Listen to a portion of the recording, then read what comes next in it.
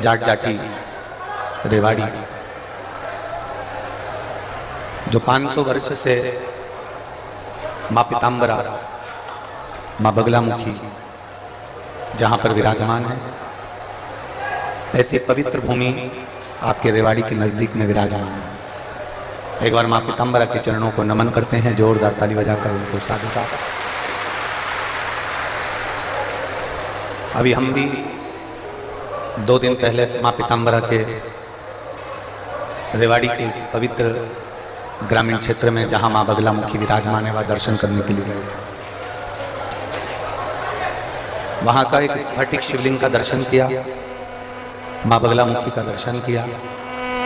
कभी योग लगे तो आप भी वहाँ जो स्फटिक का शिवलिंग है उसका दर्शन अवश्य करें और अपने जीवन को सार्थक बनाएं।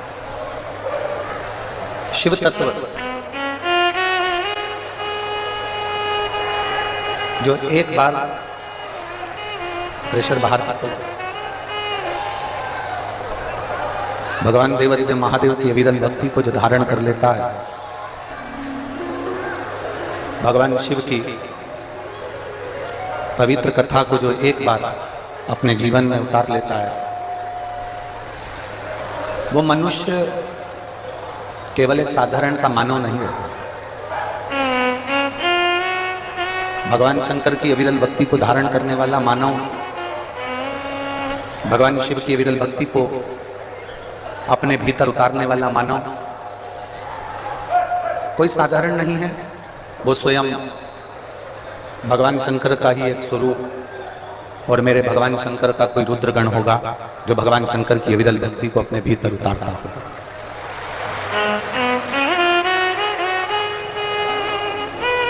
वो कहते हैं ना कि बिना जले भभूति नहीं मिलती, बिना जले भभूति नहीं मिलती और बिना चले अनुभूति नहीं मिलती।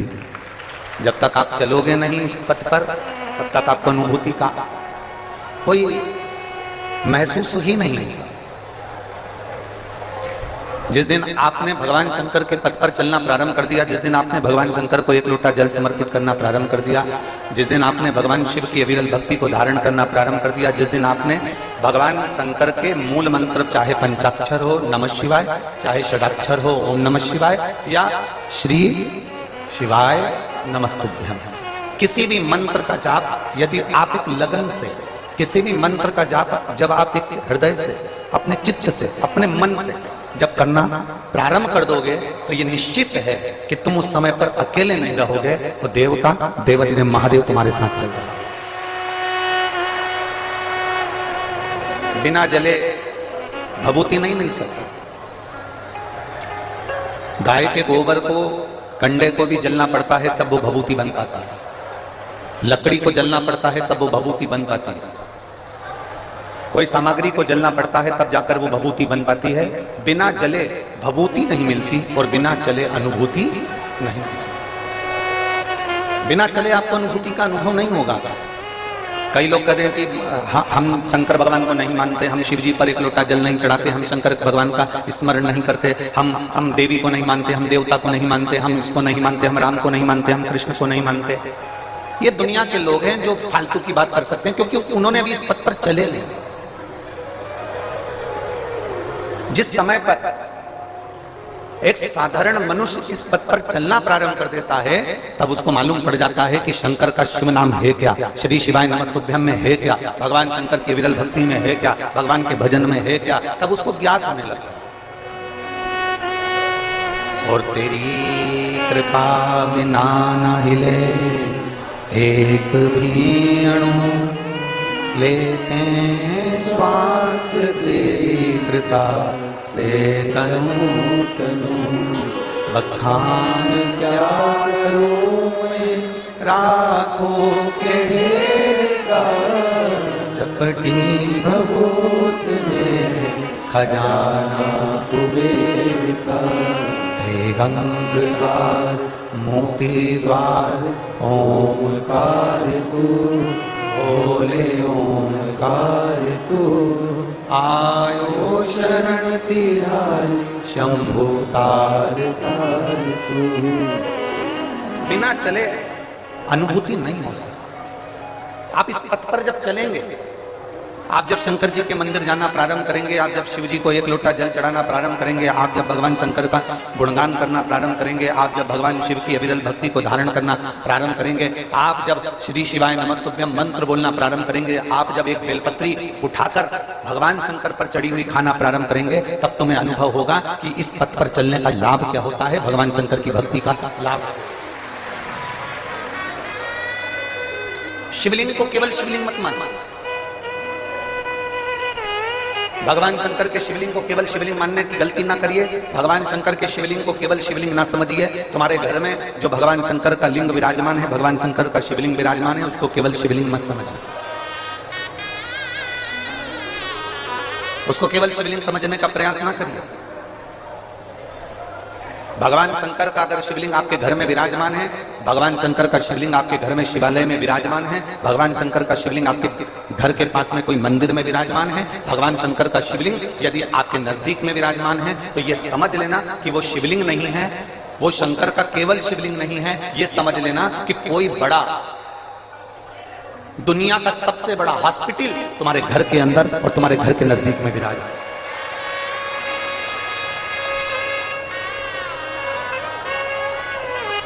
उसको केवल शिवलिंग मत समझो, उसको केवल शंकर भगवान का शिवलिंग मत समझो, उसको यह समझिए कि वो हमारे घर में जो शंकर भगवान का शिवलिंग विराजमान है, हमारे घर में जो शंकर भगवान का शिवलिंग है, वो साधारण नहीं, वो स्वयं शिव का एक प्रतिबिंब है। देखिए, आज कथा का विराम दिवस है, हम तो यही कहेंगे, हमने आज तक शिव महापुराण की कथा में जो देखा है, जो हमने अनुभव किया है, वही हम आपको बता रहे हैं कि जैसे मेहमान 15 दिन, 8 दिन, 5 दिन तुम्हारे घर में रहते हैं, वो बच्चों को कुछ नहीं देते, पर मेहमान जब जाने लगते हैं तो अपना पर्स खोलकर अपने घर के बच्चों को जरूर कुछ ना कुछ देकर जाते हैं। उसी तरह मेरा देवाधिदेव महादेव कथा का विराम होता है तो कुछ ना कुछ देकर जरूर जाते हैं।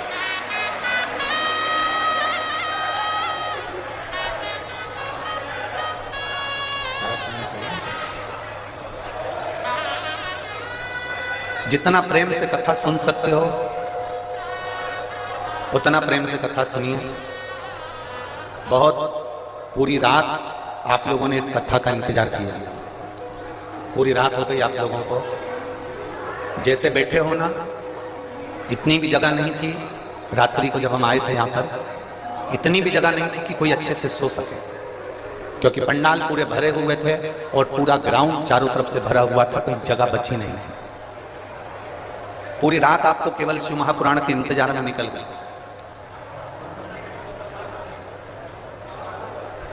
कई वीआईपी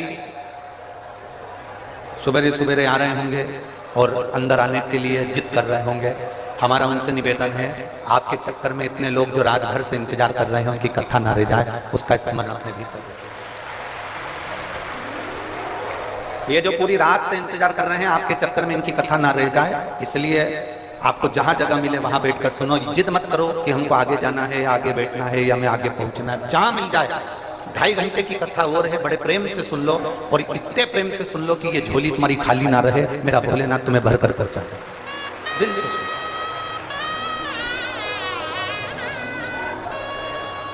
शंभु शरण मागू घड़ी दुख काटो, दया करी दर्शन आपो। शंभु शरण पड़ी माहू घड़ी रे घड़ी, दुख काटो, दया करी दर्शन आपो। शिव कथा कर, एक केवल शिवलिंग को शिवलिंग ना समझें। अगर एक छोटा सा भी शिवलिंग आपके घर में विराजमान है तो समझ लें कि वो बड़ा सा बड़ा हॉस्पिटल तुम्हारे घर में विराजमान है। छोटा सा शिवलिंग नहीं है, वो बहुत छोटा सा शिवलिंग नहीं, वो आपके घर में देवाधिदेव महादेव स्वयं कालाधिपति विराजमान है। बस उस शंकर को पहचानने के लिए तुम्हारे नेत्र अच्छे चाहिए। सब्जी बनाने से पहले, आलू बनाने से पहले आलू को धोते हो कि नहीं धोते हो? जम के बोलो जरा। बैंगन बनाने से पहले बैंगन को धोते हो कि नहीं धोते हो? बोलते जाओ जरा जल्दी जल्दी। धोते हो। लौकी बनाने से पहले लौकी को धोते हो कि नहीं धोते हो? धोते हो ना। कपड़ा गंदा हो जाता है तो कपड़े को धोते हो कि नहीं धोते? बोलते जाओ। धोते हो। आलू गंदा हो गया तो आलू को धोया है, लौकी गंदी हो गई तो लौकी को धोया है, कपड़ा गंदा हो गया तो कपड़े को धोया है। इनको धोने के लिए पानी की जरूरत पड़ती है, पर जब ये मन गंदा हो जाता है इसको धोने के लिए पानी नहीं, सत्संग की जरूरत पड़ती है। जब यह मन भटकने लगे, जब यह मन तुमको लगने लगे कि ये भटक रहा है, ये केंद्रित नहीं हो रहा, ये भगवान की विरल भक्ति की ओर जा नहीं रहा, तब इसको कहीं शिव पुराण की कथा में ले जाकर बिठा दो। तब इस मन को भगवान शंकर की कथा में ले जाकर बिठा दो और मन को भगवान शंकर की विरल भक्ति में डुबाने का प्रयास करो। फिर यह मन भटकेगा नहीं।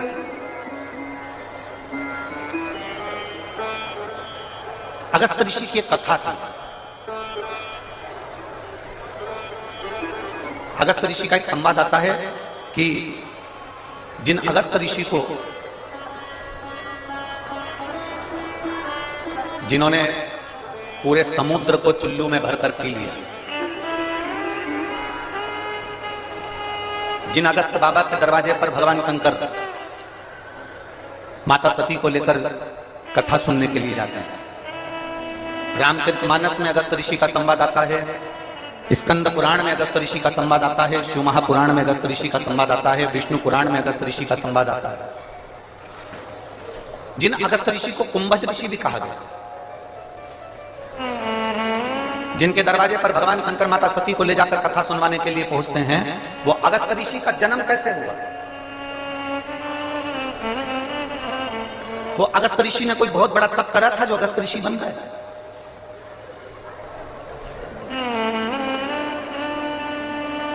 वो अगस्त ऋषि ने बहुत बड़ी तपस्या करी थी जो अगस्त ऋषि बन गए? अगस्त ऋषि का जन्म कैसे हुआ? जो भगवान शंकर को सती जी के साथ में बिठाकर कथा सुना रहे हैं, वो अगस्त ऋषि पृथ्वी पर पैदा कैसे हो गए? उनका जन्म कैसे हो गया? ऐसा कौन सा पुण्य अगस्त ऋषि ने कर दिया जो वो भगवान शंकर को कथा सुना रहे हैं? ऐसा कौन सा पुण्य अगस्त ऋषि ने कर दिया, कुंभज ऋषि ने कर दिया जो माता सती को कथा सुना रहे हैं? अगस्त ऋषि ने, कुंभज ऋषि ने ऐसा कौन सा पुण्य कर दिया जो समुद्र को चुल्लू में भरकर पी गए? अगस्त ऋषि, कुंभज ऋषि ने ऐसा कौन सा पुण्य कर दिया जिसके बल पर वो देवताओं के हित के लिए कार्य करने लगे? और जब सारे असुर, सारे राक्षस समुद्र के अंदर छुप जाते हैं तो वो समुद्र के जल को पीकर असुरों को पेट में ही मार देते हैं। वो कुंभज बाबा, वो अगस्त ऋषि का जन्म कैसे हुआ? स्कंद पुराण कहते हैं प्रभास क्षेत्र में, स्कंद पुराण कहती है प्रभास क्षेत्र में एक भगवान शंकर का बड़ा सुंदर शिवालय है जिसका नाम वैश्वानरेश्वर है। वैश्वानेश्वर शिवलिंग का एक बड़ा सुंदर प्राचीन, बहुत प्राचीन कहते हैं, हजारों हजारों वर्ष पहले का वो शिवलिंग है, बहुत प्राचीन। कई वर्ष निकल गए, हजारों हजारों वर्ष। कहते हैं जिस समय पर काशी का निर्माण था उस समय पर शंकर पार्वती जब भ्रमण के लिए निकले थे तो वैष्णेश्वर शिवलिंग का निर्माण उन्होंने खुद किया प्रभास से। उसी शिवलिंग के मंदिर के गर्भगृह में, उस मंदिर के अंदर एक तोता रहता था, एक मिट्ठू, एक तोता घोंसला बना लिया था। उसकी धर्म पत्नी, वो तोते की धर्म पत्नी, वो मिट्ठू की धर्म पत्नी, वो शुक्र की धर्म पत्नी भी उसके साथ में रहती थी, दोनों साथ में।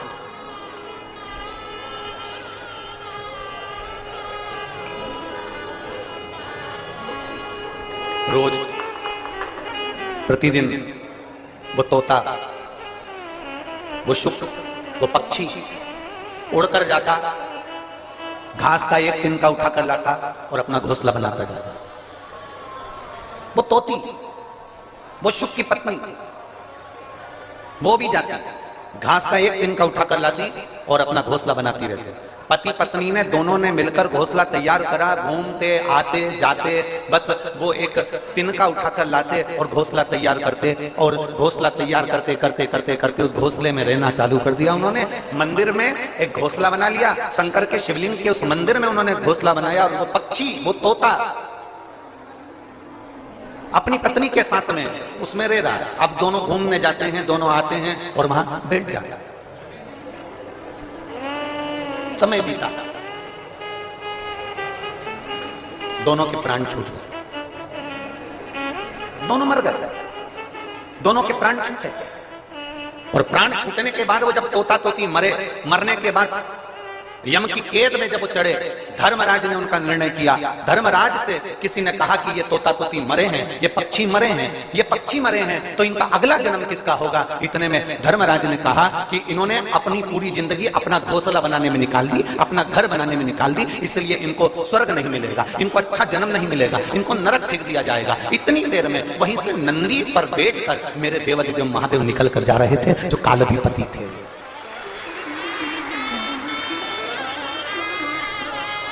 मेरे देवाधिदेव महादेव निकल कर जा रहे थे, जो कालाधिपति थे। उन्होंने जो तोता तोती को देखा तो पहचान गए कि ये मेरा तो वैष्णवेश्वर, मेरे शिवलिंग के पास में इन्होंने घोंसला बनाया था, और ये मेरे शिवलिंग के आसपास में परिक्रमा करते थे। जब भी उड़कर आते थे मेरे शंकर के मंदिर में चारों तरफ घूम के फिर अपने घोंसले में जाते थे। मंदिर में आते थे, फिर घूमते थे, फिर घोंसले में जाते थे, फिर घूमते थे, फिर घोंसले में जाते थे। ये पक्षी घूम घूम कर मेरी परिक्रमा करता था। शंकर भगवान ने कहा ये कोई साधारण पक्षी नहीं है, इसने मेरे शिवलिंग की परिक्रमा करी है, मेरे शिवलिंग के आसपास घूमा है, इसलिए साधारण मनुष्य नहीं बनेगा, ये साधारण जीव नहीं बनेगा, ये नरक का भोग नहीं भोगेगा, ये पृथ्वी पर जाकर एक ब्राह्मण और ब्राह्मणी के रूप में जन्म लेगा, और साधारण जीव ये जन्म नहीं लेगा। और महाराज, इसकी पत्नी का नाम लोपामुद्रा होगा, और ये जो पृथ्वी पर जन्म लेगा ये साधारण मनुष्य नहीं होगा, इसका नाम अगस्त ऋषि होगा। अगस्त ऋषि। अब जरा विचार करिएगा, शंकर भगवान के शिवलिंग के ऊपर चारों तरफ घूम रहा है, तो पक्षी अगस्त ऋषि का जन्म पा लेता है।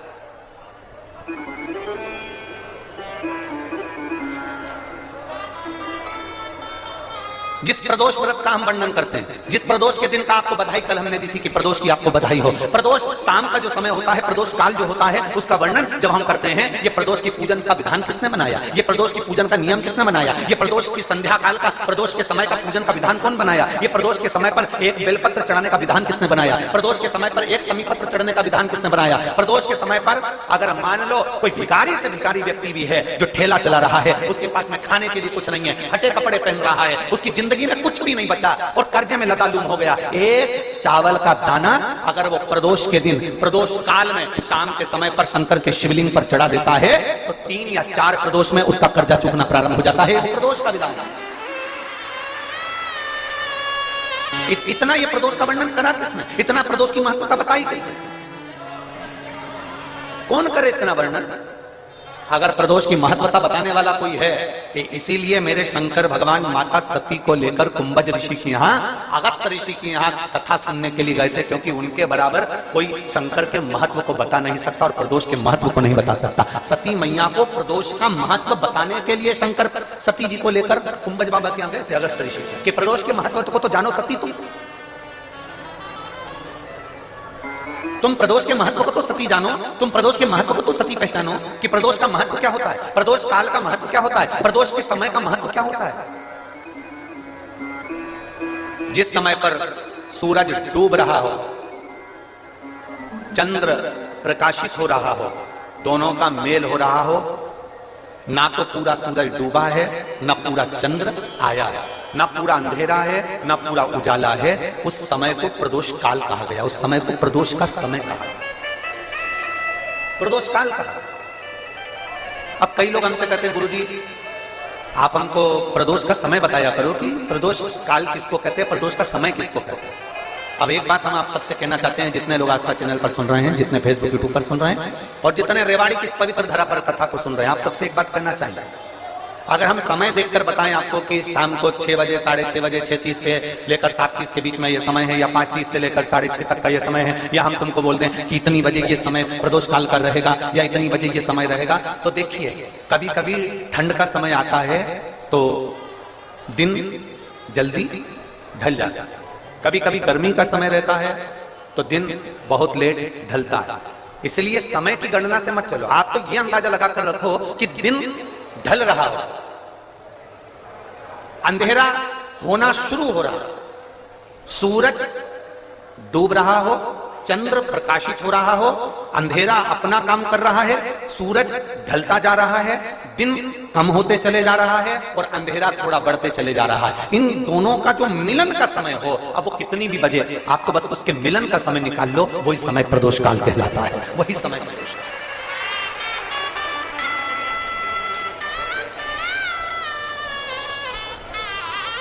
अब प्रदोष काल की पूजन का विधान किसने बनाया?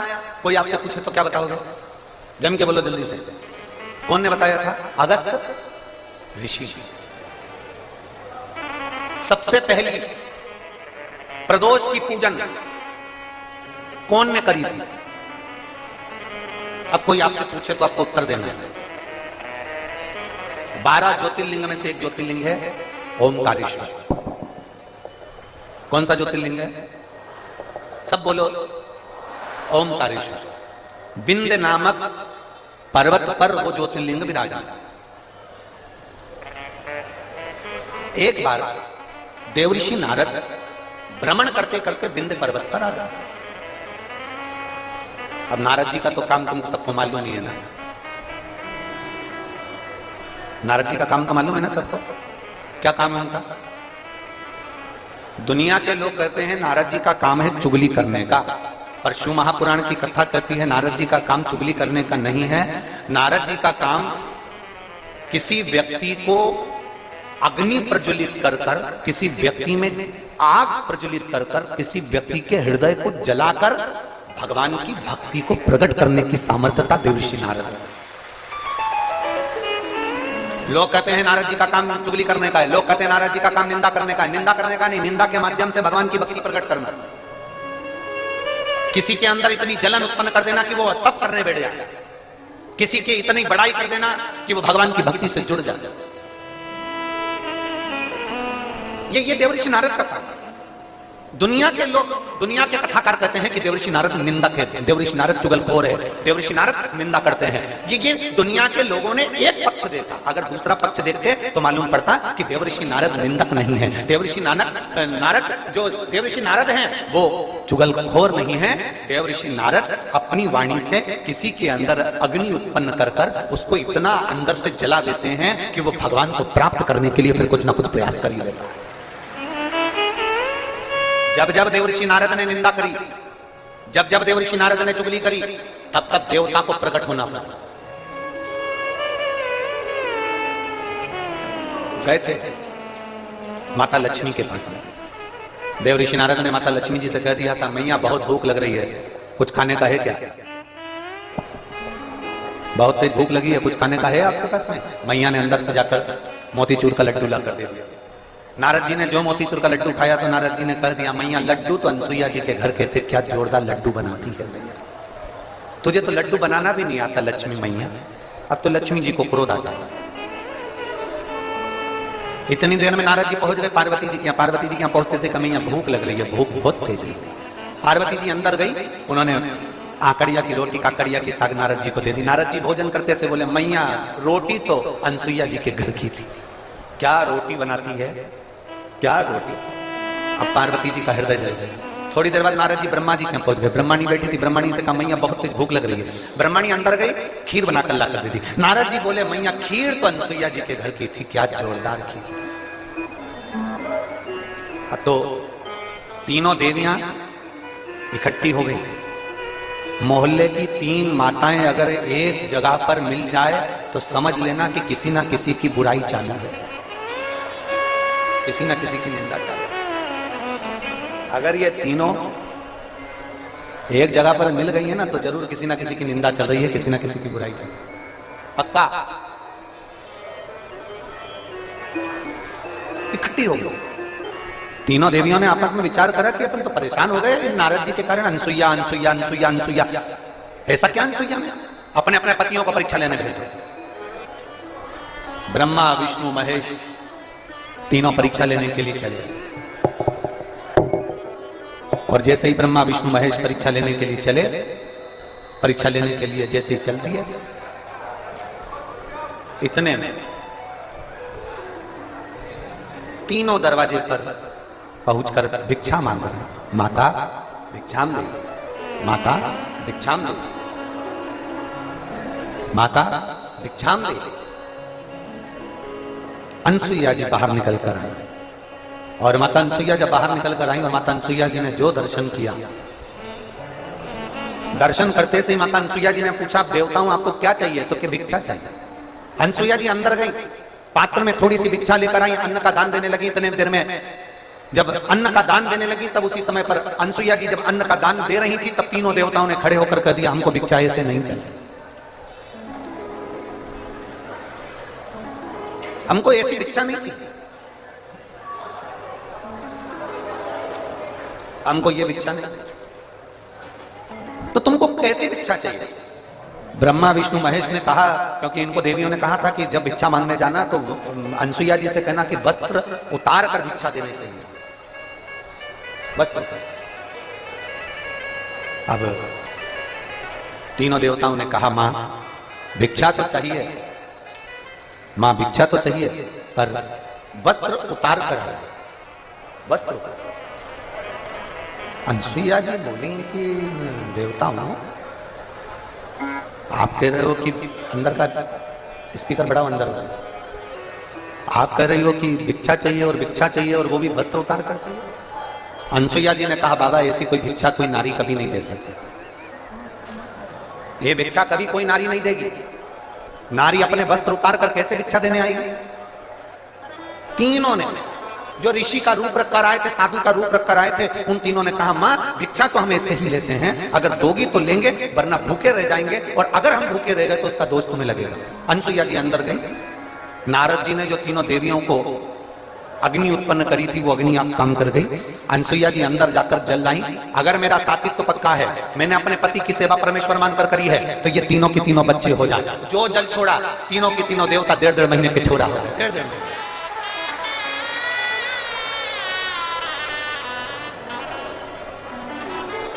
अंत ऋषि थे। अनसुईया जी ने विश्वकर्मा जी का ध्यान कर कर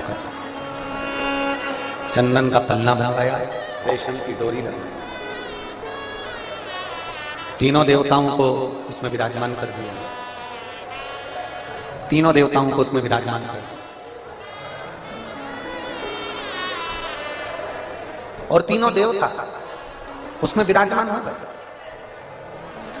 चंदन के पलने में रेशम की डोरी डालकर माता अनसुईया तीनों को झुला रही थी। इतने में आंतरी ऋषि का आगमन हो गया।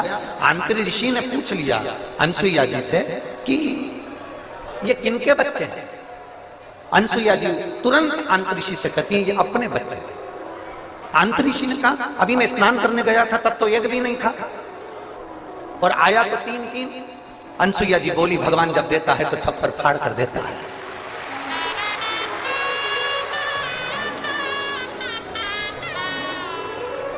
और माता अनसुईया ने डाल दिया पालना, बन करके झूल रहे 3 देवता, झूल। अब नारद जी का काम देखिए। दुनिया के लोग कहते हैं नारद निंदा करते हैं, दुनिया के लोग कहते हैं नारद चुगली करते हैं। अगर नारद नहीं होते तो चंद्र प्रकट नहीं होते, अगर नारद नहीं होते तो दुर्वासा प्रकट नहीं होते, अगर नारद नहीं होते तो दत्तात्रेय भगवान प्रकट नहीं होते, अगर नारद नहीं होते। नारद जी चले, लक्ष्मी जी के पास में पहुंचे।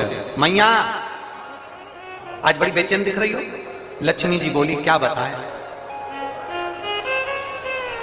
हुआ क्या?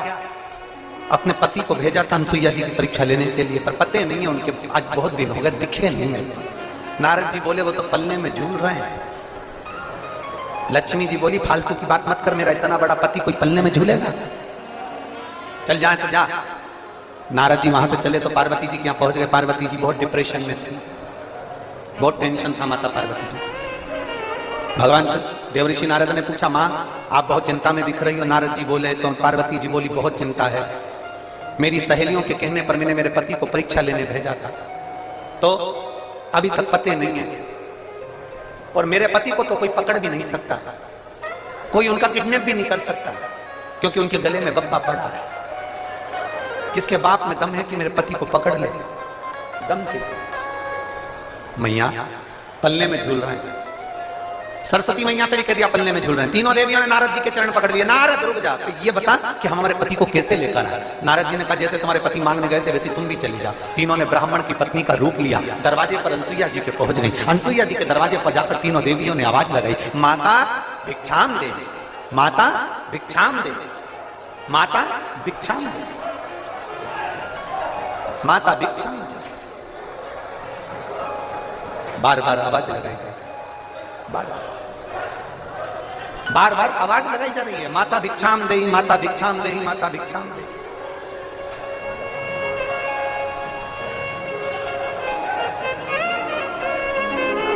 बार बार आवाज लगाई। और जैसे ही आवाज लगाई, पार्वती मैया निकल, अनसुईया मैया निकल कर बाहर आई। जो अनसुईया मैया निकल कर बाहर आती, इतने में अंतरिक्षी ने आवाज लगाई, अनसुईया कहां जा रही हो? अनसुईया रुक गई, दरवाजा बंद है, तीनों देवियां बाहर। लक्ष्मी ने पार्वती से कहा, पार्वती जरा देखो तो अंदर अपने पति हैं भी कि नहीं है? पार्वती जी ने सरस्वती से कहा, तुम अंदर झांक कर देखो पति अंदर है कि नहीं है।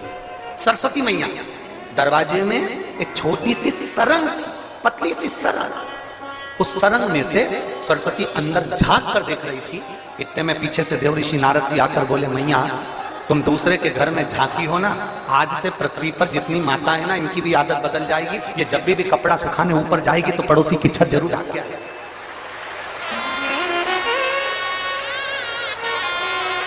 ए मैया,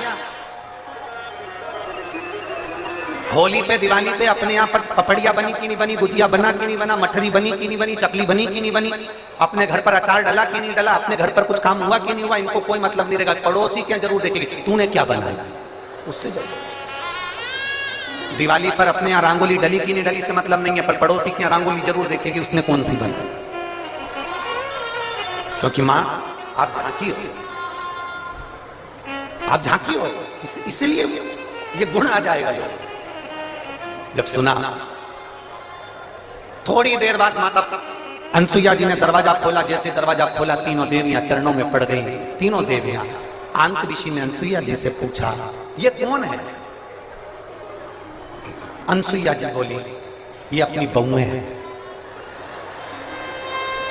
अंतरिक्षी बोले, बेटे इतने इतने से बहू साथ साथ आती। इतने में तुरंत अनसुईया जी ने तीनों से कहा, तुम्हारे ससुर जी हैं, पांव पड़ो, पांव पड़ो जल्दी से। तीनों देवियों ने अंतरिक्षी के चरण छुए। अंतरिक्षी ने अनसुईया जी का हाथ पकड़ा और एक कोने में ले जाकर पूछा, अनसुईया पागल हो गई है? बेटे इतने इतने से और बहू यही साथ साथ हाथ की, तुझमें अक्ल वकल नहीं है क्या? बिल्कुल भी। इतने से बच्चे की कोई शादी करते हैं जो इतनी बड़ी बड़ी बहुएं लेकर आ गई? इतने में अनसुईया जी बोली अपने पति से, स्वामी आजकल की बहुएं कमाता हुआ पति मिल जाता है, लेकर के अलग हो जाती हैं। हमने कैसे पाल पोस कर बड़ा करा हम जानती हैं, अब बड़ा करेगी तब मालूम पड़ेगा, ले जा।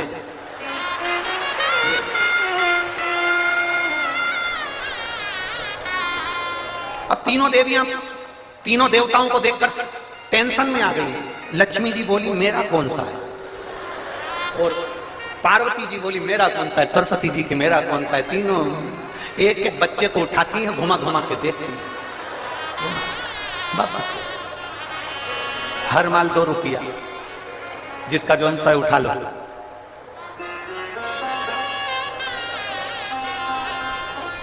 अब उठाएं किसको? लक्ष्मी जी सबसे पहले बोली कि देखो, सबसे पहले मैं विद्वान भी हूं और चतुर भी हूं, और मैं अपने पति को छांट सकता हूं। जो ज्यादा विद्वान होता है, जो ज्यादा चतुर होता है, सब्जी के ठेले पे वही सड़ी हुई भिंडी लेके आता है।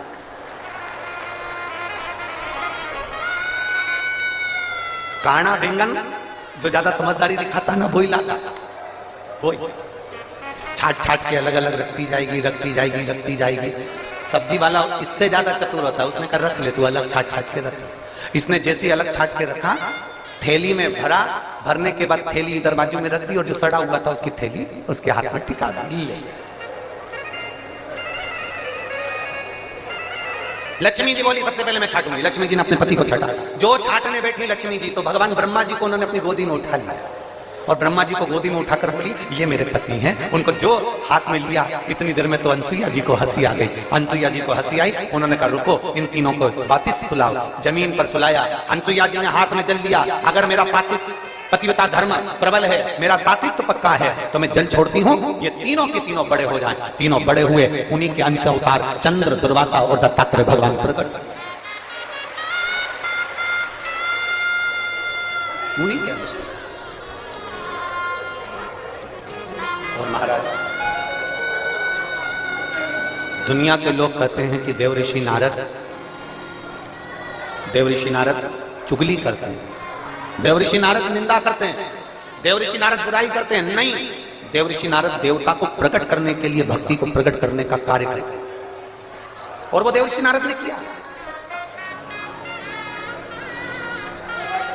इसीलिए महाराज, इसीलिए नारायण श्रीमन नारायण,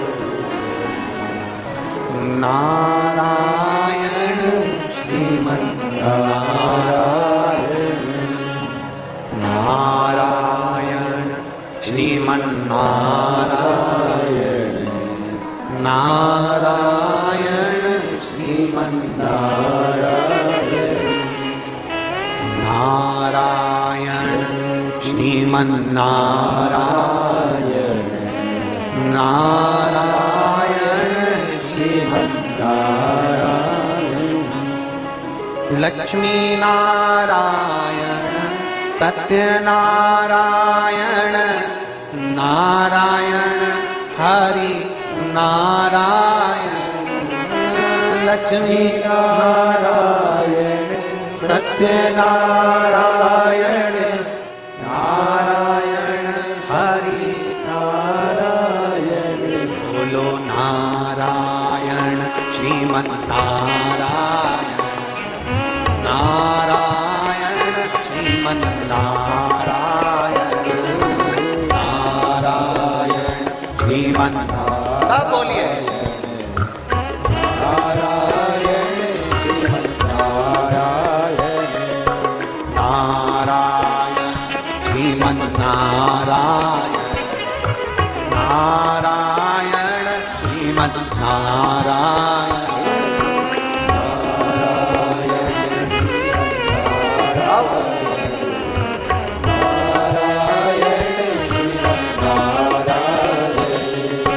लक्ष्मी नारायण सत्यनारायण, नारायण हरि नारायण। लक्ष्मी नारायण सत्यनारायण, नारायण हरि नारायण। ओ लक्ष्मी नारायण सत्यनारायण, नारायण हरि नारायण। लक्ष्मी नारायण सत्यनारायण,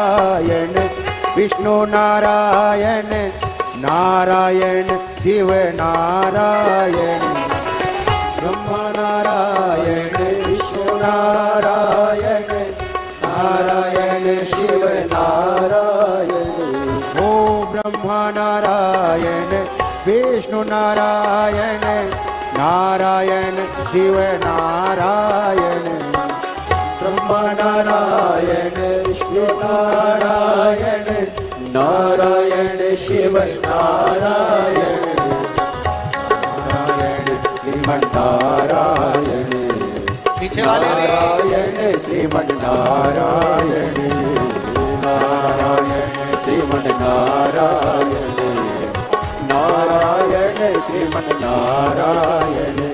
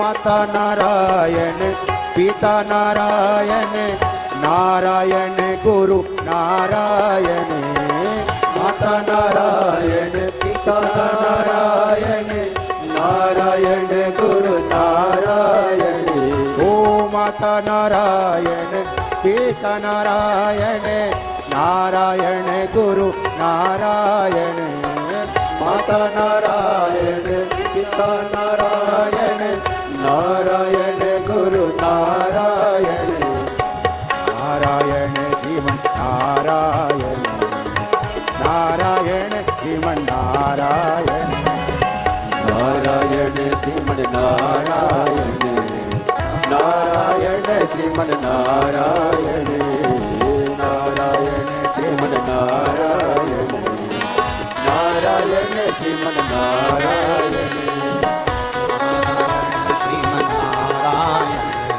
नारायण श्रीमन नारायण नारायण श्रीमन नारायण नारायण श्रीमन नारायण बोलो नारायण श्रीमन नारायण नारायण श्रीमन नारायण नारायण श्रीमन नारायण नारायण श्रीमन नारायण बोलो नारायण श्रीमन नारायण नारायण श्रीमन नारायण नारायण श्रीमन नारायण नारायण श्रीमन नारायण नारायण श्रीमन नारायण नारायण श्रीमन नारायण नारायण श्रीमन नारायण ओ नारायण श्रीमन नारायण महादेव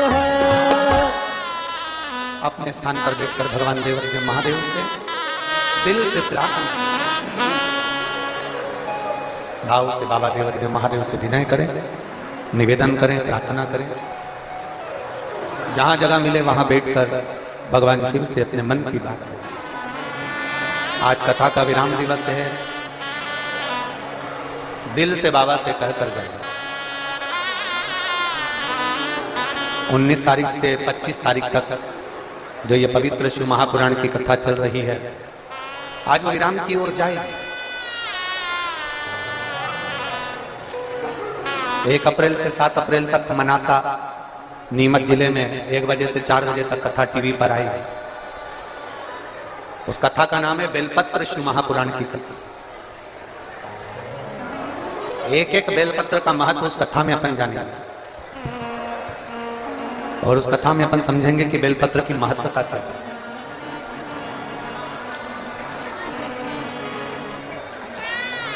जिसको पैरालिसिस लग जाता है, लकवा लग जाता है, अगर वो भी बेलपत्र की कथा में मनासा से हम उसका वर्णन करेंगे कि एक बेलपत्र के बल पर आपके शरीर का लकवा कैसे ठीक हो सकता है।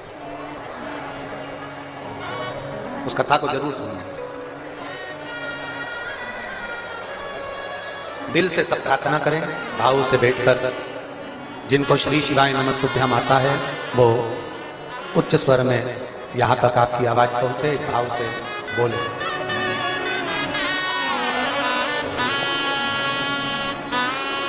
श्री शिवाय नमस्तुभ्यम, श्री शिवाय नमस्तुभ्यम, श्री शिवाय नमस्तुभ्यम,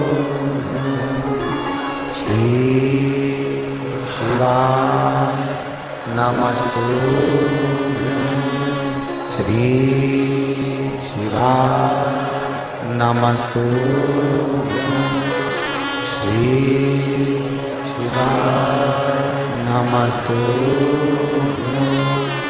श्री शिवाय नमस्तुभ्यम।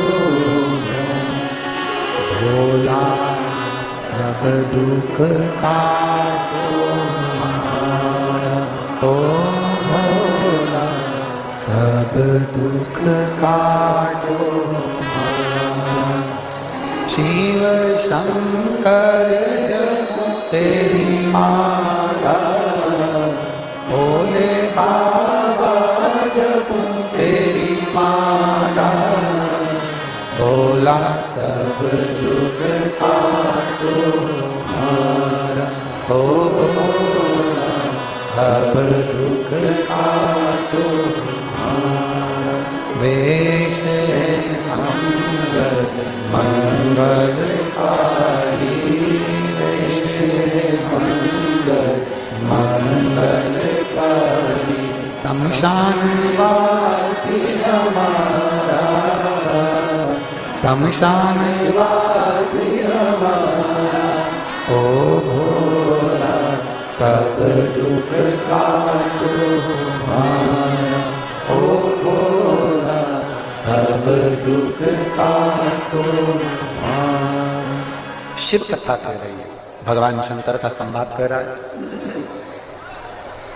शिव महापुराण की कथा कर रही है।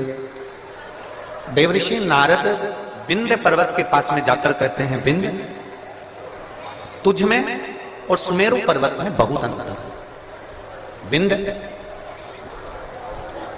तू इतना विशाल नहीं है जितना सुमेरु पर्वत विशाल है। अब विंध्य पर्वत को तो क्रोध आ गया। जब विंध्य पर्वत को क्रोध आया तो विंध्य पर्वत ने विचार करा कि अब कुछ भी हो जाए, मुझे इतना ऊंचा बनना है, इतना ऊंचा बनना है कि देवता तक मेरा पर्वत की श्रृंखला पहुंचे। अब मुझे इतना ऊंचा जाना है, अब मुझे इतना ऊंचा पहुंचना। विंध्य ने अपना विस्तार करा, सुमेरु पर्वत से भी ऊंचा विंध्य पर्वत पहुंच गया।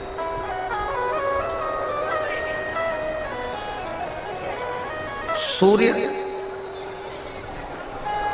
कि अश्व चलते चलते थोड़ा अंधेरा हो रहा था, सूर्य अपना प्रकाश कम कर रहे थे और उस समय पर जाकर सूर्य के अश्व को विंध्य पर्वत के घोड़ों ने, विंध्य पर्वत के शिखर ने सूर्य के घोड़ों को रोक दिया, अश्व को रोक दिया। बहुत सावधानी से सुनना, यह कथा अभी तक हमारे मुखाग्रविंद पर कभी नहीं आई, परंतु ये प्रदोष की सबसे पहली पूजन, प्रदोष काल में सबसे पहली पूजन प्रदोष की कौन ने करी थी और कब करी गई थी, वो कथा चल रही है। यदि कोई आपसे पूछेगा तो आप भी बता सकते हो कि हमने ये कथा ऐसे ऐसे प्रदोष की शुरू की। एक सुख का अनुभव कराती है प्रदोष की पूजा। एक पत्र है, देखिए।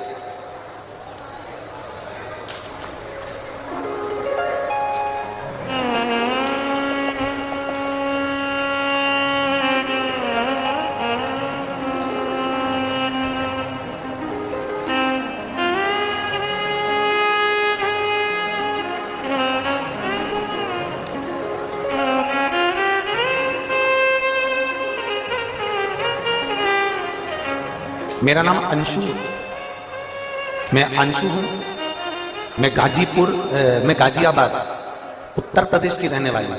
कहीं बैठी हो तो हाथ हिला सकती हूं। मेरा नाम अंशु है, आशु है, मैं गाजियाबाद उत्तर प्रदेश की रहने वाली हूं। कहीं बैठी हो तो हाथ हिला सकती हूं। उत्तर प्रदेश गाजियाबाद से आई हूं। गुरुदेव, मेरी छोटी बेटी के जन्म के बाद मेरी छाती से दूध बहना बंद नहीं हुआ। जब मेरी छोटी बेटी का जन्म हुआ, जन्म होने के बाद से मेरी छाती से दूध बहता था। ऐसा कोई डॉक्टर नहीं जिसका हमने इलाज नहीं करवाया, पर वो दूध बहना बंद नहीं हो रहा था, लगातार दूध बहता ही था। अब 1 महीना, 2 महीना, 4 महीना, 6 महीना, 8 महीना, 10 महीना इंतजार करा, पर दूध बहना बंद ही नहीं हुआ। तब हमने दिल्ली के एम्स हॉस्पिटल में जांच कराई और जांच में मालूम पड़ा कि मेरी छाती में कैंसर हो गया और मुझे कैंसर बता दिया गया और सर में ब्रेन ट्यूमर बता दिया गया। अब डॉक्टर ने कहा कि कैंसर तो तुमको हो गया है और ब्रेन ट्यूमर भी है, पर इसका ऑपरेशन बहुत जरूरी है। 16 मार्च 2024 ऑपरेशन की तारीख दी गई। आज कौन सी मार्च चल रही है?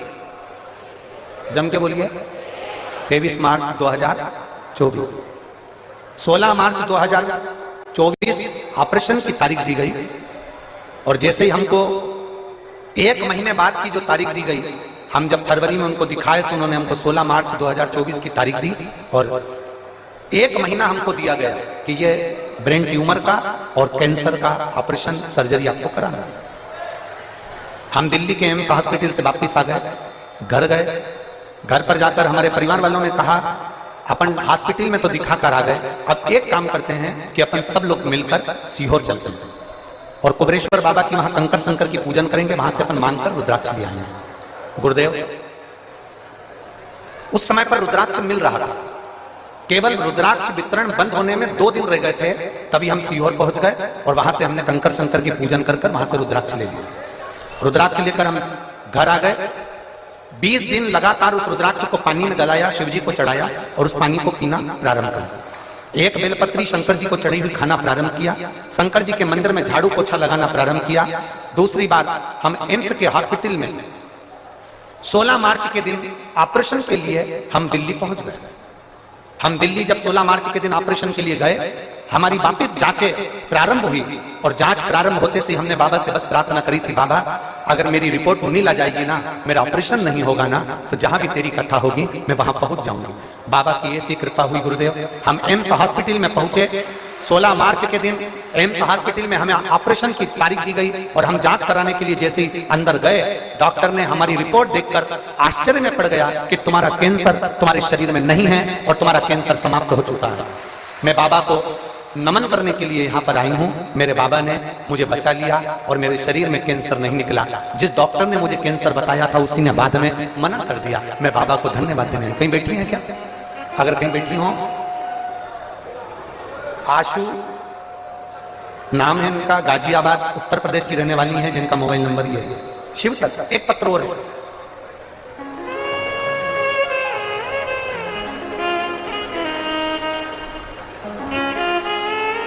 प्रियंका, जिला बिजनौर, ग्राम झीरन के रहने वाली हूं। प्रियंका जी कहीं बैठी हो तो हाथ हिला सकती है।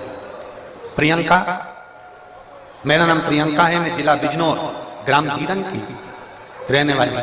कहीं बैठी हो तो हाथ हिलाइए। आप ही हैं? श्री शिवाय नमस्ते। मेरा पुत्र यथार्थ, जिसकी उम्र 7.5 वर्ष का है, आया हुआ है क्या बेटा? आया? लिया लिया लिया।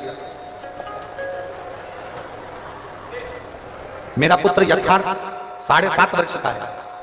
6 मार्च 2023 को अचानक स्कूल में इसको उल्टी होने लगी, और स्कूल में जब उल्टी होने लगी तो हमने नजदीक के हॉस्पिटल में भर्ती कराया। जांच में पता लगा कि बच्चे की पित्त की थैली में पथरी है, और हम पेन क्रिया में सूजन है, जिसके कारण बच्चे को पेन क्रिया का अटैक हुआ है।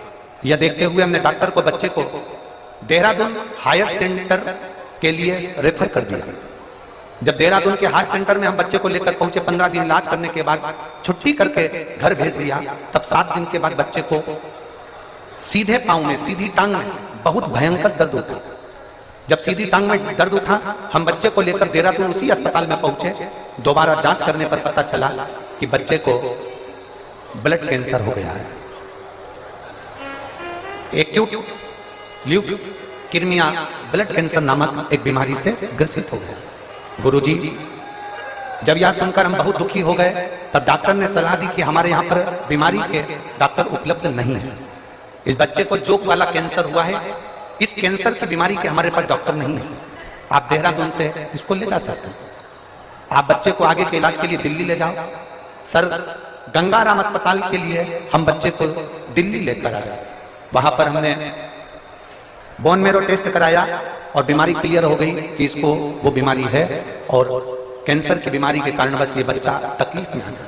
अब करें तो करें क्या? डॉक्टर ने कहा दवाई देकर देखते हैं, अगर ठीक हो जाए, थोड़ा बहुत अंतर आ जाए तो ठीक है, नहीं तो ये बीमारी, इसको जो कैंसर हुआ है इसका इलाज सरल नहीं है। बच्चे की स्थिति में सुधार होना बहुत कठिन हो गया। जब बच्चे की स्थिति में सुधार नहीं आया, तब हमने पशुपतिनाथ का व्रत करना प्रारंभ करा,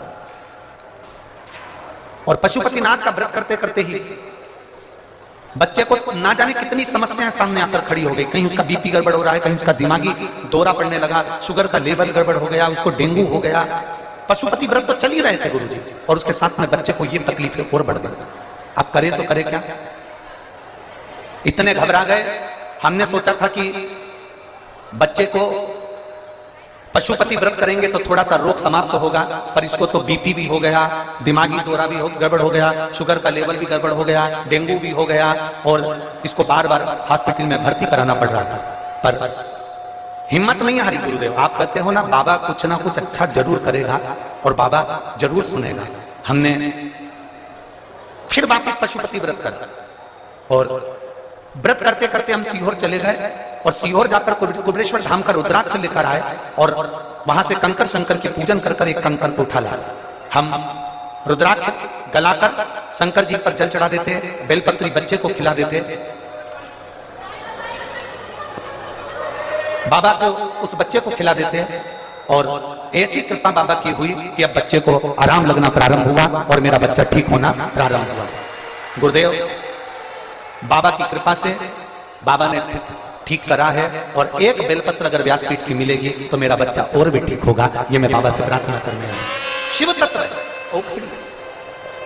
और खाली ना जाता कोई दर से तुम्हारे, खाली न जाता कोई दर से तुम्हारे, मैं भी हो नदी पार पसारे, अपने हृदय से लगा लो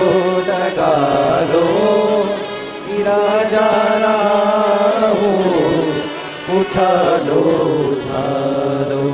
भोले अपने दर से अब तो ना डालो, गिरा जा रहा हूँ, उठा लो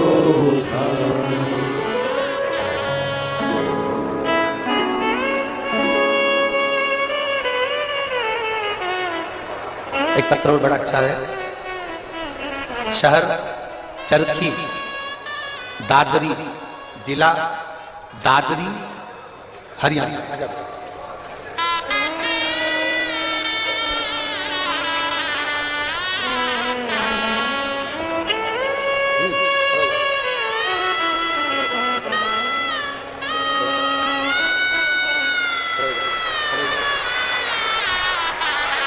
ठीक है, शंभो बोलो श्री शिवाय, श्री शिवाय नमस्ते।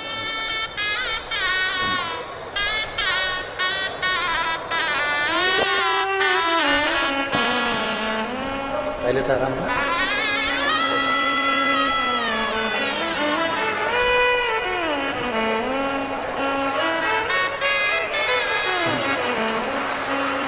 शहर चरखी, दादरी, जिला दादरी, हरियाणा।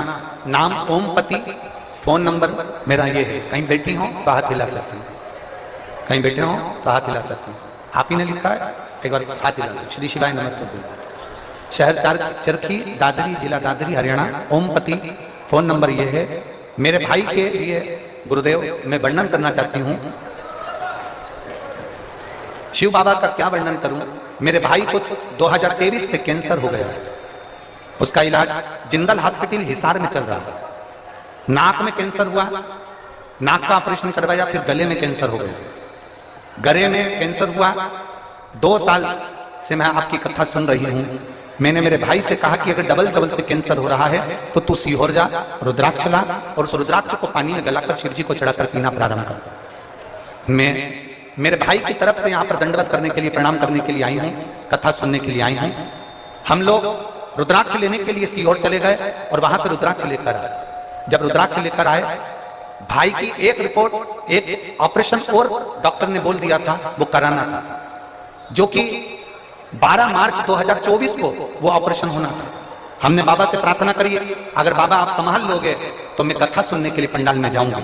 मेरे भाई की जब दूसरी रिपोर्ट हमने जब जिंदल हॉस्पिटल में दिखाया तो 12 मार्च के दिन रिपोर्ट में आया कि इसकी सारी रिपोर्ट नील है और ये बालक अब ठीक हो गया है, इसका कैंसर समाप्ति थी। एक बार हाथ हिला दो, बधाई। इसके लिए बेलपत्र ले जाओ, आजा आजा, बेलपत्र इसके लिए ले जाओ। शिव है वो खड़ी है और खाली ना जाता कोई दर से तुम्हारे, खाली न जाता कोई दर से तुम्हारे, मैं भी खड़ी हूँ बाहें पसारे, अपने दर से लगा लो गिरा जा रहा हूँ, भोले अपने दर से अब तो न टालो, गिरा जा रहा हूँ, उठा लो। एक शिव भक्ति को जगाइए।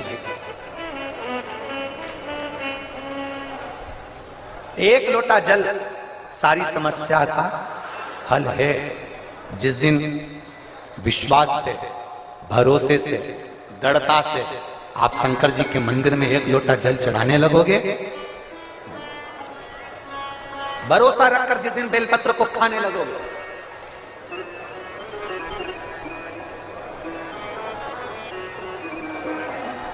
जिस दिन बेलपत्र को खाने लगोगे,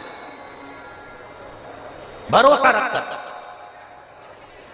जिस दिन भगवान शंकर की भक्ति में तुम डूबने लगोगे, उस दिन तुम्हारी जिंदगी की सारी बीमारी, सारा दुख, सारी तकलीफ मेरे काल अधिपति महाकाल राजा की, तुम्हारे जीवन का सारा दुख, वो काल अधिपति महाकाल मेरे कुबेर भंडारी, मेरे कुबेरेश्वर महादेव का हो।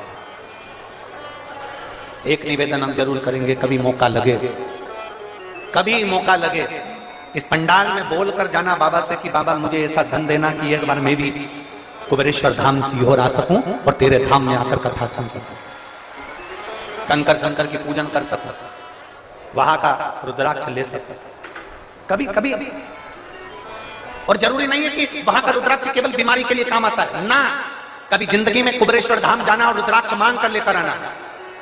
और हम तो कहेंगे जितने कथा सुनने वाले हैं सारे श्रोताओं से निवेदन करेंगे, लाल धागे में उस रुद्राक्ष को अपने गले में धारण कर कर रखो, जिंदगी में कभी हार नहीं होगी, आगे बढ़ते ही जाओ। चाहे महिला हो चाहे पुरुष हो, चाहे महिला हो चाहे पुरुष हो, गले में रुद्राक्ष होना जरूरी है, पहनो। कई लोग कहते हैं हम तुलसी की माला पहनते हैं, रुद्राक्ष पहन सकते, क्यों नहीं? किसने मना करा? कौन सा शास्त्र में लिखा है, कौन सी वेद में लिखा है, कौन से पुराण में लिखा है कि तुलसी को पहनने वाले रुद्राक्ष नहीं पहन सकते, या रुद्राक्ष को पहनने वाले तुलसी नहीं पहन सकते?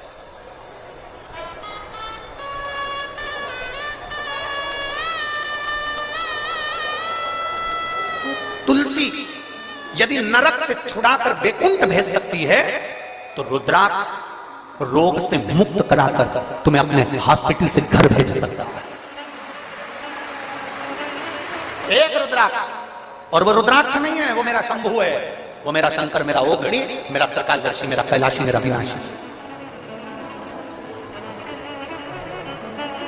कई लोग कहते गुरुजी अभी अभी आपके यहाँ पर रुद्राक्ष उत्सव हुआ, अभी आपके यहाँ पर 26 तारीख को सुबह 10 बजे महादेव की होली है, आप हमेशा भक्तों को वहां बुलाते रहते हैं। हमारा तो निवेदन है किसी बहाने से आओ, चाहे तुम 26 तारीख को होली खेलने के बहाने आओ, चाहे तुम रुद्राक्ष उत्सव के बहाने आओ, और मेरे बाबा के दरवाजे पर एक बार आकर तो देखो, 3 महीने में झोला खाली नहीं करना पड़ेगा वापिस।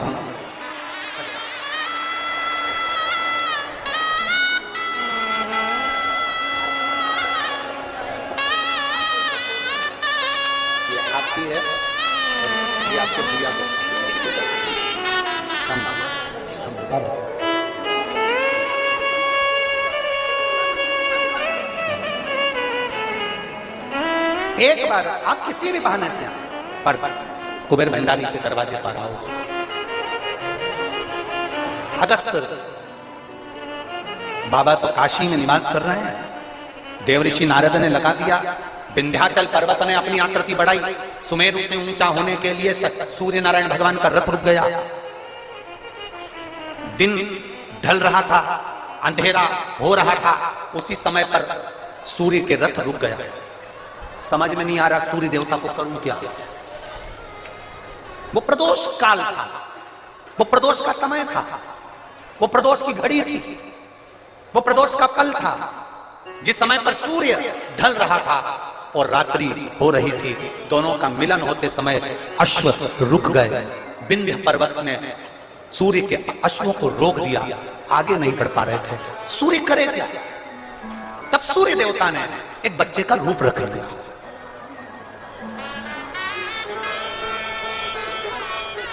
ये दुनिया के लोगों को मालूम होना चाहिए कि पहला प्रदोष का उपास व्रत, प्रदोष की पूजन किसने करी है। ये आपकी आराधना में आपकी चित्तवृत्ति में आना चाहिए कि प्रदोष के दिन एक चावल का दाना चढ़ाने वाला कभी गरीब नहीं हो सकता, कभी भिखारी नहीं हो सकता, कभी दरिद्र नहीं हो सकता। जब तक मालूम नहीं हो ना, तब तक आप भटको। और जिस दिन तुम्हारा विश्वास शिव महापुराण पर हो जाए ना, जिस दिन तुम्हारा विश्वास शंकर जी की कथा पर हो जाए, और इतनी लाखों की संख्या में आप लोग आए हो, लाखों की संख्या में आप लोग आए हो, और करोड़ों की संख्या में लोग टीवी पर कथा सुन रहे हैं, करोड़ों की संख्या, देश और विदेश। एक निवेदन करूंगा, पूरे जितने चैनल वाले कथा सुन रहे हैं और जितने यहां कथा सुन रहे हैं,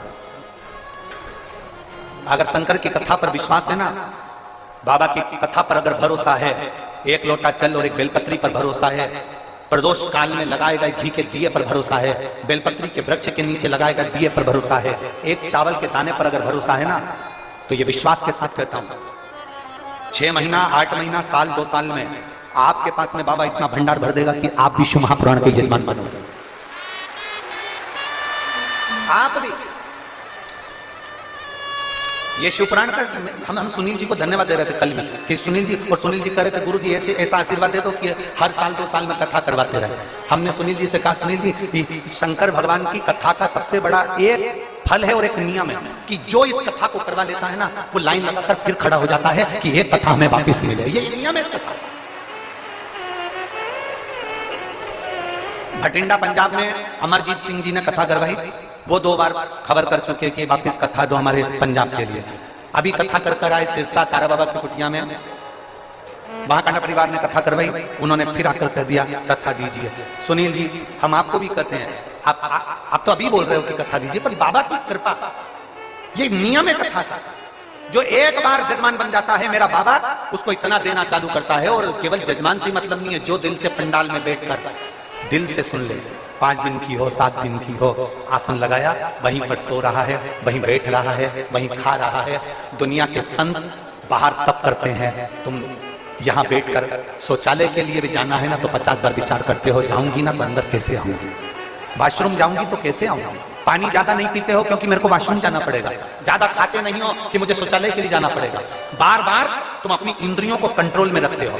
जो एक संत, साधु, सन्यासी, तपस्वी, साधक, उपासक, कुंभ के मेले के जो संत, पर्वतों पर बैठकर जो संत साधना करते हैं, वो साधना शिव महापुराण के पंडाल में बैठकर मेरी माता और मेरे भाई करते हैं। आप इतना भोजन नहीं करते कि आपको बार बार शौचालय के लिए जाना पड़े, आप इतना पानी नहीं पीते कि आपको बार बार वॉशरूम के लिए जाना पड़े। आप अपने शरीर को, अपनी इंद्रियों को केंद्रित कर रखते हो, क्योंकि जाऊंगी ना इतना बाहर निकल कर जाऊंगी तो वापस आने में टाइम लगेगा, मैं कथा छूट जाएगी, जगह कोई ले जाएगा। अपनी इंद्रियों को कंट्रोल में कर रहा। इतना तो कोई साधु नहीं कर सकता, इतना तो कोई संत नहीं कर सकता, इतना तो कोई सन्यासी नहीं कर सकता। संत, साधु, सन्यासी, तपस्वी, कई वक्ता, कथाकार, जिनसे एसी के रूम नहीं छूटते, जिनसे 4 व्हीलर गाड़ियां नहीं छूटती, वो भी इतना सन्यासी का जीवन नहीं जी सकते जितना आप जी रहे हो, जितना आप जी रहे हो।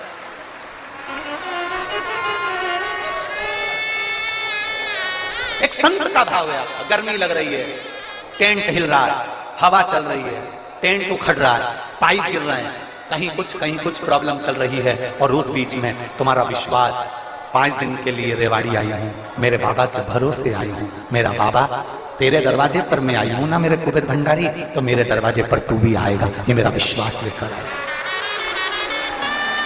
ये मेरा विश्वास। और हो भरोसा दृढ़,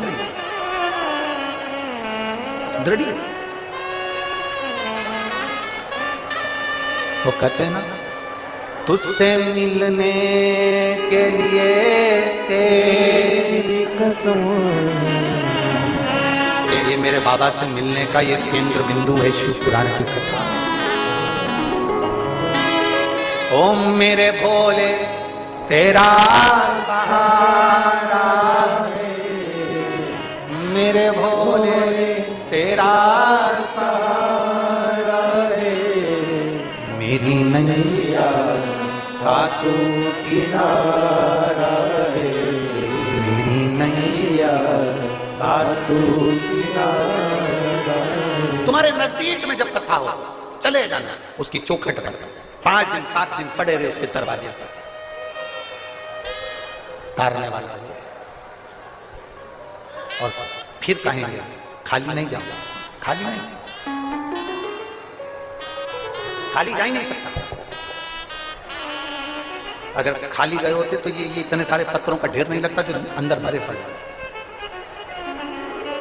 एक पत्र है, देखिए,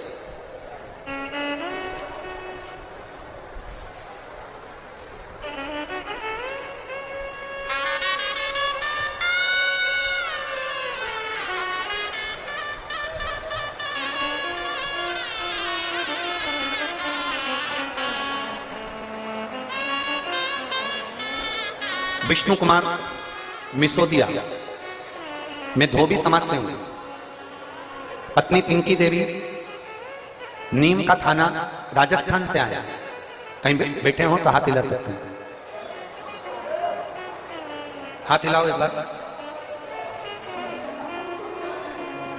कहीं बैठे हो तो हाथ हिला सकते हैं, दिख गए? ऐसा हाथ हिला तो दिख जाओ। हाँ ठीक है, दिख गया, ठीक है, वो वाले पंडाल में, हाँ दिख गए। मैं विष्णु कुमार सिसोदिया, धोबी समाज से हूँ, पत्नी पिंकी देवी, नीम का थाना, राजस्थान से हूँ। बाबा के 1 लोटे जल का मैं क्या वर्णन करूं। मेरा बेटा 7 साल से सरकारी नौकरी की तैयारी कर रहा था, 7 साल से उसका एग्जाम ना क्लियर हुआ, ना वो आगे बढ़ा। बेटा आखिरी में निराश हो गया, जब बेटा निराश हुआ तो मार्ग से भटकना चालू हो गया। तब मैंने अपने बच्चे से कहा कि तू सीहोर वाला महाराज कथा कहता है, आस्था चंद्र कराती है, उसकी कथा सुनाता। मेरा बेटा कहता है ऐसे तो ढेर सारे महाराज आते हैं कथा कहने वाले, महाराजों का तो काम ही है कथा कहना, उनकी कथा से क्या करना है, तू कथा तो सुन। मेरे बेटे ने पहली बार कथा सुनना प्रारंभ करा, 7 साल से एग्जाम दे रहा है पर किसी में क्लियर नहीं हुआ। तब मेरे बेटे ने आपकी कथा पर भरोसा कर शंकर जी के मंदिर में 1 लोटा जल चढ़ाना प्रारंभ करा। जो मंदिर में फूल पत्ती रहते थे उससे मंदिर के भगवान शंकर का श्रृंगार करना प्रारंभ करा।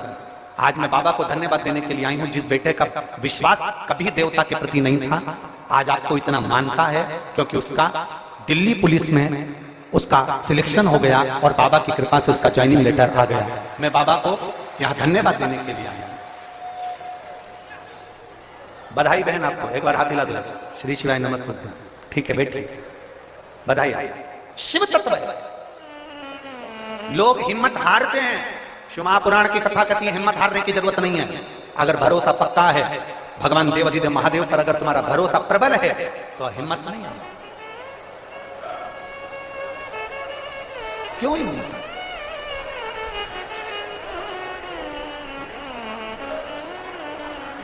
शंभु शरणे माऊ घड़ी रे घड़ी दुख कारो, दया करीने दर्शन आपो। शंभु शरण पड़ी मांगो घड़ी रे घड़ी दुख काटो, दया करीने दर्शन आपो। शिव तत्व की प्राप्ति हो। एक बार भगवान शंकर की अविरल भक्ति को धारण कर देते, ढोंग से दूर हो जाओ, प्रपंच से दूर हो जाओ, छल से दूर हो जाओ, बेईमानी से दूर हो जाओ, प्रपंच से दूर हो जाओ। दुनिया के लोग तुम्हें बहुत सारा आडंबर कर तुम्हें खींचने का प्रयास करेंगे, पर आज की पीढ़ी पढ़ी लिखी पीढ़ी है, आज की पीढ़ी विद्वत्ता की पीढ़ी है। और हम फिर निवेदन करेंगे तुम्हें आडंबर में नहीं फंसना, तुम्हें ढोंग प्रपंच में नहीं फंसना, तुम्हें ढकोसले में नहीं जाना, तुम्हें अंधविश्वास की ओर नहीं जाना, कहीं मत जाओ। कोई तुमसे कहे कि यहां जाना मैं तुम्हारा ये काम कर दूंगा, वहां जाना मैं तुम्हारा ये काम कर दूंगा, ना ना ना ना, कहीं मत जाओ। तुम तो अपने घर के नजदीक में जो शिवालय है, तुम्हारे घर के पास में जो शंकर का मंदिर है, तुम तो वहां जाओ, 1 लोटा जल चढ़ाओ, बुआरी लगाओ, झाड़ू लगाओ, सेवा करो, अर्चना करो। और जिस दिन मेरा कुबेर भंडारी तुम्हारी झोली भर दे उस दिन तुम कुबेरेश्वर धाम आ जाना। ये बात कृपा करे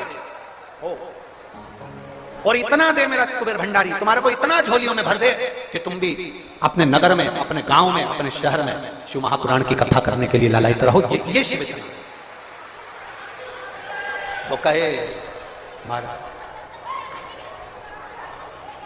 तूने ऐसा डमरू बजाया, तूने ऐसा डमरू बजाया,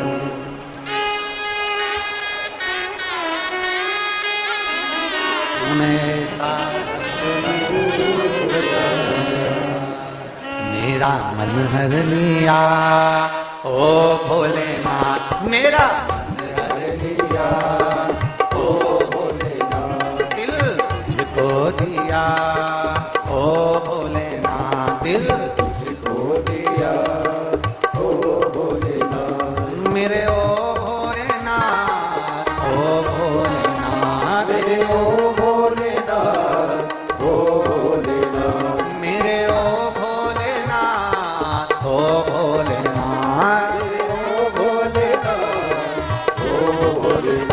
दिल तुझको दिया ओ भोलेनाथ, दिल तुझको दिया ओ भोलेनाथ, ये क्या कर दिया ओ भोलेनाथ, ये क्या कर दिया ओ भोलेनाथ। बड़े भाव से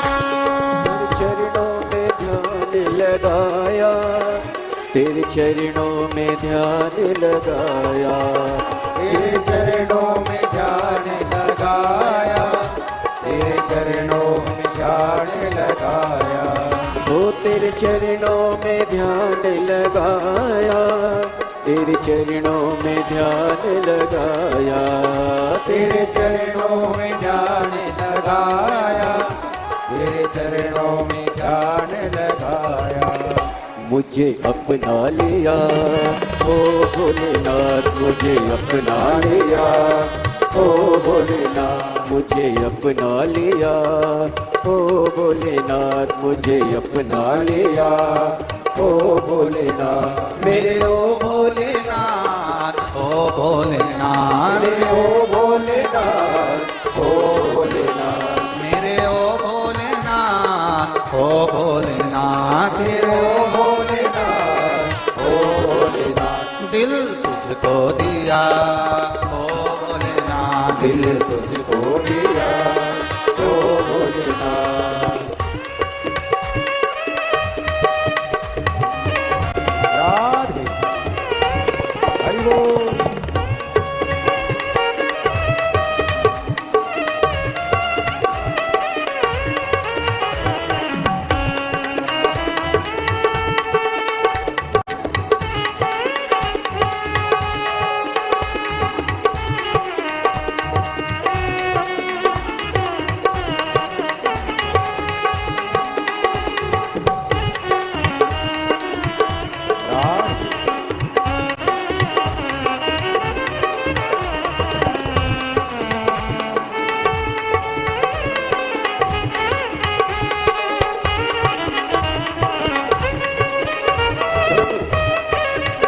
राधे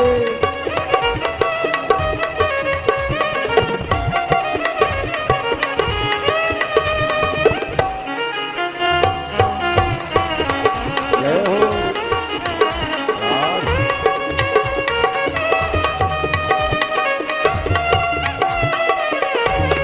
हो, जय हो।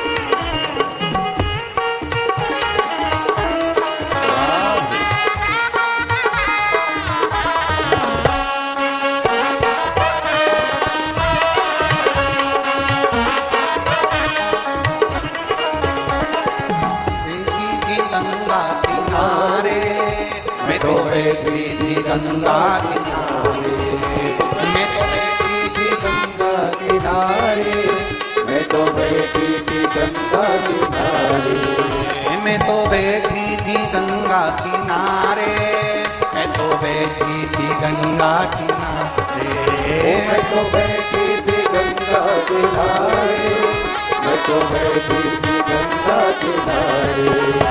आके दर्शन दिया ओ भोलेनाथ, आके दर्शन दिया ओ भोलेनाथ, दिल तुझको दिया ओ भोलेनाथ, दिल तुझको दिया ओ भोलेनाथ, मेरे ओ